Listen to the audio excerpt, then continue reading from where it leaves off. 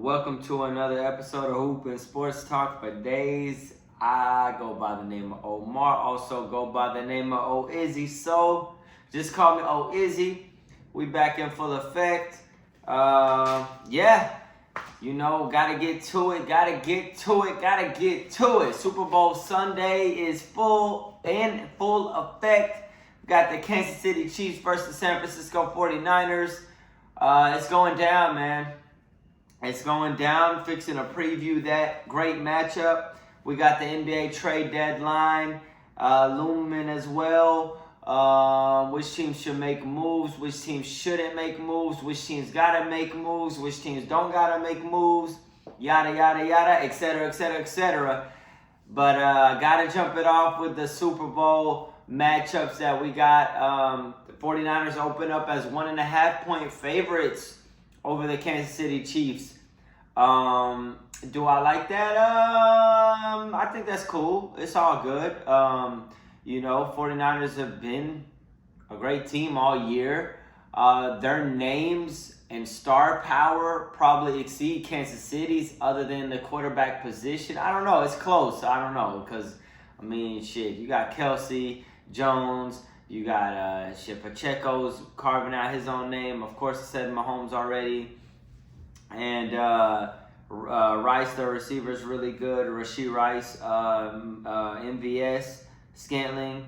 They got Harmon still. They got Andy Reid, a great coach. I don't talk about coaches a lot, and he's one of the great coaches, offensive minds that we've ever had. And I think breaking it down, we got what I think is going to come down to is getting comfortable with the game. I'll explain that here in a bit. But before I explain that, I'll talk about the matchups. We got Kittle versus Kelsey. Two of the great tight ends in the NFL, if not the best, probably the best. One of the all-time best. Greatest in Kelsey. Kittle is carving out his own name. Great blocking tight end, along with catching, along with great teammate, along with getting open, route running, physical, likes contact. All the great things I can say about him. Kittle is one of them players. You got Kelsey, obviously, he's picking up form right now. He's catching his stride right when he needs to. And then you got, we got like Chris Jones, Nick on Kansas City side, Nick Bosa on San Francisco 49ers side. Two of the great defensive players in the NFL. It's a lot, man. It's a lot. Pacheco at the running back position for the Chiefs. And, of course, CMC, Christian McCaffrey on the 49ers side running the ball. I think what it's going to come down to, what I was talking about with getting comfortable, is you got to let Brock Purdy experience the game, get comfortable with it. I'm not saying he's not ready for the moment. He's already proved that he is.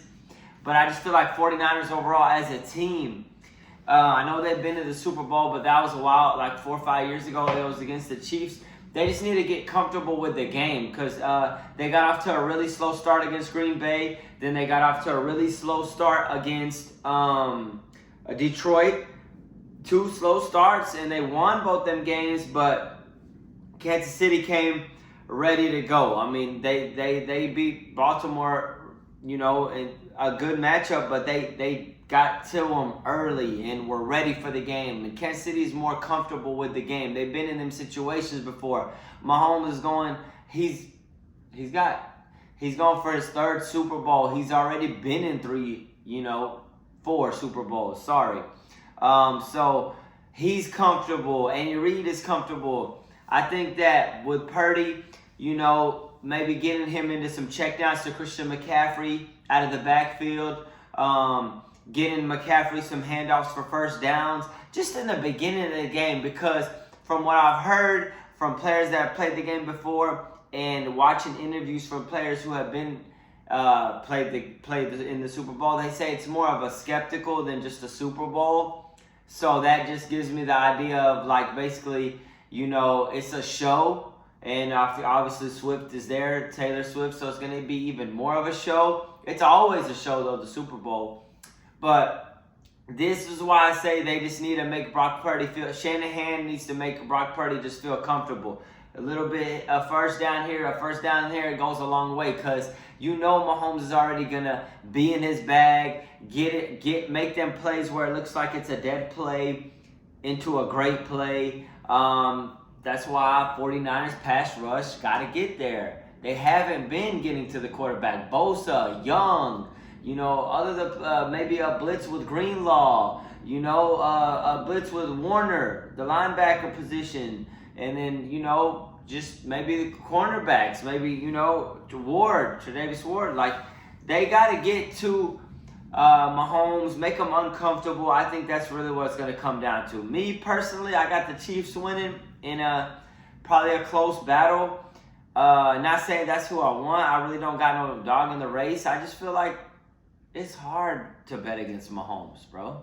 You know what I'm saying? Like, Mahomes been in these positions so many times that it's like clockwork to him, He's already seeing the Super Bowl, holding the Lombardi, holding the MVP trophy, all of that. He got his team now playing with him on defense. They're playing really, really well. Spagnuolo, the defensive coordinator for the Kansas City Chiefs, has been dialing up great blitzes, great schemes, great coverages. And I just feel like right now they're just going to be tough to beat, man. So I'm going to have to pick Kansas City winning this one. If I'm wrong, I'll tell you guys I'm wrong, because that's me. All I know is keep it a hundo. But I just feel like the Chiefs got what it takes. I think that Mahomes is in his Tom Brady era. Andy Reid's in his Bill Belichick era. Travis Kelce's in his Gronkowski era. There is a lot of similarities between the Chiefs and the Patriots, more than you would like to think. And I just got to go with them, man. Mahomes is clutch. Even if they're down 2 touchdowns, you don't feel too much pressure. I know that their 49ers fans are probably saying Brock Purdy was down more than 2 touchdowns. He didn't feel no pressure, and I respect that. He came back and beat Detroit. But if he's down 2 touchdowns against Mahomes, it's going to be different than being down 2 touchdowns against Jared Goff. Don't shoot the messenger. I'm just saying. So, man, I'm looking for like a great game overall. Shit, man. I'm looking for like, let's go 38-30, Kansas City. Something like that. I got them winning by a touchdown or a little bit more. Maybe it'll be a little bit closer. Maybe it'll be a little bit more of a blowout. But that's what I got, man. Overall, I'm expecting a great matchup. Everybody's in Vegas throwing, partying it up, living their life. Your boy's still holding it down in D-Town. And when I say D-Town, I'm talking about Dallas, Texas. Yes, sir. So we still here. We still in the building. It's going to be a great matchup, man. I'm really looking forward to it. And if 49ers do win, man, congrats to them. I kind of, underdog. They're not an underdog because they're favorite, but it feels like they're the underdog. Taylor Swift will be in the building. I'm sure the NFL will capture her a million good times on the camera. I'm not a jealous person. I ain't tripping about it. Go for it. I'm all for the entertainment as long as they don't overdo it. Excuse me. But yeah, man, looking forward to a great matchup. So we shall see. The running backs are going to play a major part. I know I kind of briefly talked about it, but Pacheco's been playing really great football, and Christian McCaffrey's been playing really great football. So those 2 players are great, and obviously McCaffrey's one of them ones. Pacheco's making his name. So we'll see what happens, man. We'll see what happens in the Super Bowl. There's always a player maybe we didn't expect that goes out and balls. The kickers, Harrison Butker, and my other guy, I think his name is Moody. Yeah, they could play a part too, because, it's going to matter if you miss a field goal here and there, Shit, it's clutch time, baby. Everything matters. Feel me? So, yeah, man, that's the NFL Super Bowl preview. If you're a betting man, I don't really have much to tell you or a woman, betting woman or man. I don't have much to tell you other than, shit, would you bet against Michael Jordan, Tom Brady? I don't know. That seems like that's where Mahomes is at right now in his career. So, yeah, maybe I'm speaking a little too early. But I know Mahomes has lost the Super Bowl, but it was to the GOAT. So, Tom Brady. So, we'll see. We'll see what happens, man. Switching topics, switching gears. We got the NBA trade deadline. Ooh, man, the trade deadline. Nothing has happened so far. This is Wednesday right now. Hopefully I can have this episode out to you guys by Friday. But, yeah, nothing's happened so far. I mean, DeJounte Murray's name's been looming. I saw Xavier Tillman from Memphis get traded to the Celtics. Yeah, I mean, Lakers are all in the mix. Been hearing a lot about Donovan Mitchell maybe in the summer. That would be great, but we're trying to win this year. You feel me? Like 2024. Like this year, we want to win. This year, we want to win now. Lakers fans always want to win now. I'm sorry. Call us spoiled, full of shit, or whatever you like to say, but we don't really do future with Lakers. We do right now, 2024, February. We need to win. And we need to win the championship. And I know we're 27 and 25. And you say, oh, you're delusional. Y'all ain't doing shit. But the most teams that got the wins in the West are like Minnesota and OKC. And they've won like 35 games. So we're 8 games from away from the wins. But if it's a matchup in a 7-game series, Lakers could beat anybody still if they lock down and get one more a good player for a great player trade, something. So it's cool to hear something about the summer, but it's better to talk about winning right now because that's what we're trying to do. You feel me? We trying to win right now. So even if that goes for Darvin Ham waking his ass up, if we gotta go the whole season with him, pick it up because we ain't wasting LeBron James' years just off of waiting on next summer. So let's make some moves. Other teams I feel like can make some moves. Let's start out with a team right here in Dallas. What about the Mavericks making a move? Kyrie came back yesterday, played against the Brooklyn Nets. Boy, he looked good. He caught a oop that one hand. Yam that mug. Kyrie is one of my favorite players. Luka is a dog.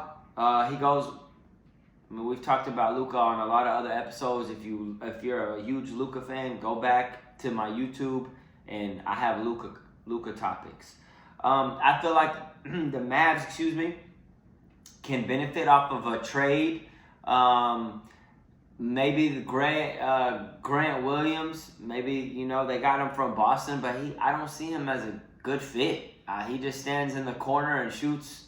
He doesn't really do what I thought he was going to do for Dallas with Luka. And you have to think, it's not easy playing with a player like Luka. I know people are probably talking about I'm tripping. He's got like 12, 13 assists.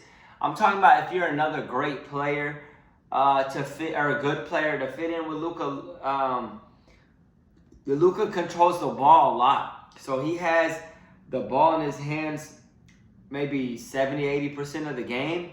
So you got to either cut, find yourself open for 3, or figure that shit out, or be a great player like Kyrie where he knows you're great and he gives it to you and goes one-on-one to give him the other 30% of the offense. But I think Dallas need to just keep building around Luka and around Kyrie.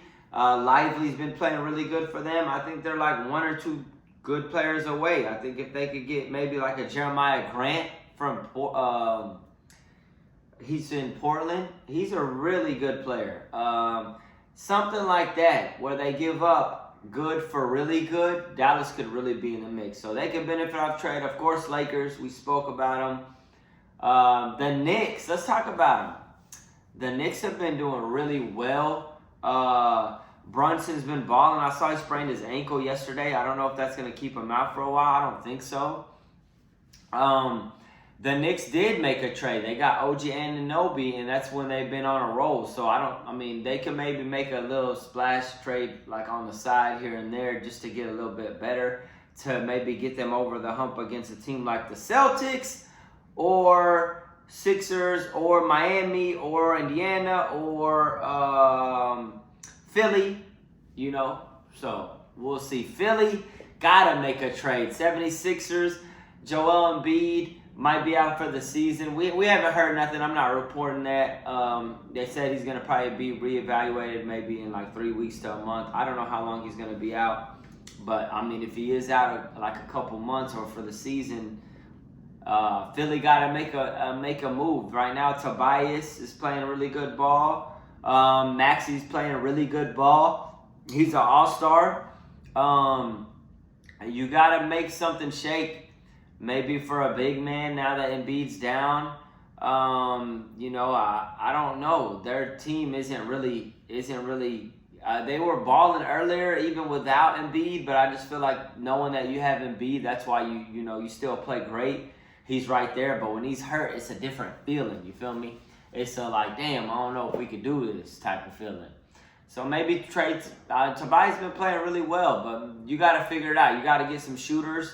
And Nick Nurse is a very good coach. I think highly of him. So I think, if they could do a couple things like that, that'd be great. So Philly, Lakers, maybe Milwaukee got to make a move, man. The Bucks, I don't know what the hell's going on over there. They're 1-4 under Doc Rivers. I was harsh on the Clippers early. Now the Clippers are balling. So maybe I'll give this a little bit of time. But fuck that. I feel like Milwaukee ain't playing really good. And I feel like Middleton is really not what that is right now. He gets hurt a lot. I know it's been unfortunate injuries, but shit. Maybe you got to trade Chris Middleton to get another player or something because they're lacking in defense. Their defense has gone to shit. And that's what I know. That's what I've been watching. Maybe Cameron Payne hasn't been that much. Beasley's been playing good for them. Malik Beasley's been shooting the ball really well. But Brook Lopez not having a great season. I love Bobby Portis. I don't know why they don't play him enough. So yeah, they need to make a move as well. What else? Sorry guys, man. I feel like who else do we got? We got in the West, Oklahoma's still dominating. Minnesota's playing really good ball. Minnesota might need to make a trade, even though you're number one in the West. Don't sleep. Don't get comfortable. You might have to do something. Ant-Man's in his youthful prime, and you still got Karl-Anthony Towns and Gobert and all them, but you need to get a couple more pieces to always improve. Denver Nuggets, they've been kind of flying under the radar. I just feel like they want to stay healthy. Maybe they like the team they have, but they got to stay healthy. Who else we got? Clippers made the trade, getting James Harden, and they took off like a rocket, 26-5, I think, or something like that in the last 31 games. Tyronn Lue's been coaching his ass off.